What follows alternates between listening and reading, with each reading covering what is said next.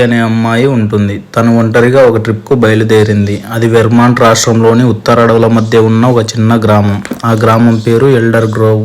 ఆ ఊరిలోకి చేరగానే mobile signals cut అయిపోతాయి. చెట్లు ఆగడం ఒక్కసారిగా ఆగిపోతాయి. అప్పుడే మనకి అర్థమవుతుంది ఆ ఊరు మ్యాప్స్లో కూడా ఎక్కడా లేదని. ఆమె ఆ ఊర్లోని ఒక భయంకరమైన ఇంట్లోకి వెళ్తుంది. ఆ ఇంట్లో టేబుల్ పైన టీ కప్ అప్పుడే ఓపెన్ చేసి పెట్టినట్టుగా ఒక బుక్, అందులో ఒక పెన్ ఉంటుంది.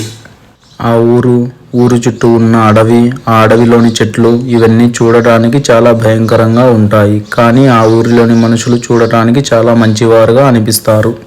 అయినా కూడా వారు ఎవరితో ఏమీ మాట్లాడరు. ఆ రోజు రాత్రి తను ఆ భయంకరమైన ఇంట్లో విశ్రాంతి తీసుకుంటుండగా ఒక్కసారిగా ఆ ఇల్లు భూకంపం వల్ల కంపించినట్టుగా అనిపించింది. గోడల్లో నుంచి భయంకరమైన శబ్దాలు వినిపించాయి. అలా ఆ ఇల్లు కూలిపోవడంతో తను కింద ఉన్న సొరంగంలో పడిపోయింది. వెంటనే తనకి "నన్ను ఇక్కడే వదిలిపెట్టు"